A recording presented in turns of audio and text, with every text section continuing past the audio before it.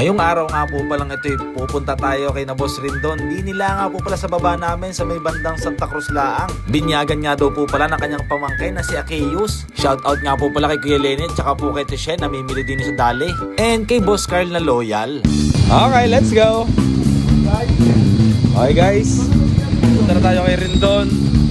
Service nga pala natin ang ating mahiwagang Mio Sporty.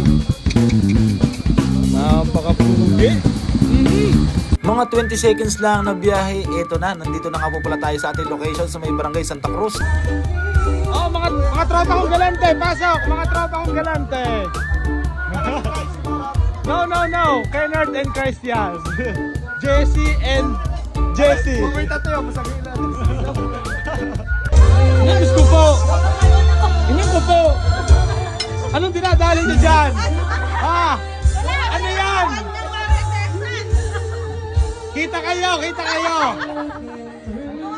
Siya nga po pala si Akeyus, ang lupit nga po pala ng pangalan, no? Parang si Pobius sa ML. Pagkarating nga po pala, inabutan na po agad kami ni Boss Rindon ng kutsara, tinidor at saka po yung ating pinggan. At syempre, kukuha na nga po pala tayo diyan at si Boss Mac, ayun, una agad kinuha, hindi pala, padalaw pala yung isda. Pagkakuha ko nga po pala ng ating kanin, sumandok na rin nga po pala tayo ng ating nagpupulahang mga ulam. Kaya nga po pala kaunti lang ating kinuha, nung bandang alas 4 nga po pala ako'y kumain na, kaya nga po pala medyo busog pa din. Gusto ko na rin pang sundula ang mga busing.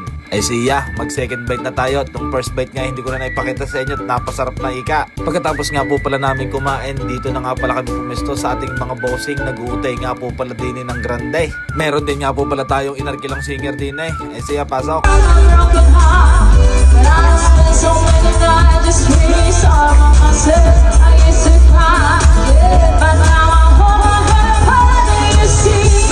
Siguro yung mga bandang 9:30 po at tayo ng gabay, si May siguro sinintog na ang tansay. Kaya nga sabi ni Kennard, tara muna umuwi. Ayaw nga po pala napapunta pa din ni Kinakapok sa may Kalangay po at aray.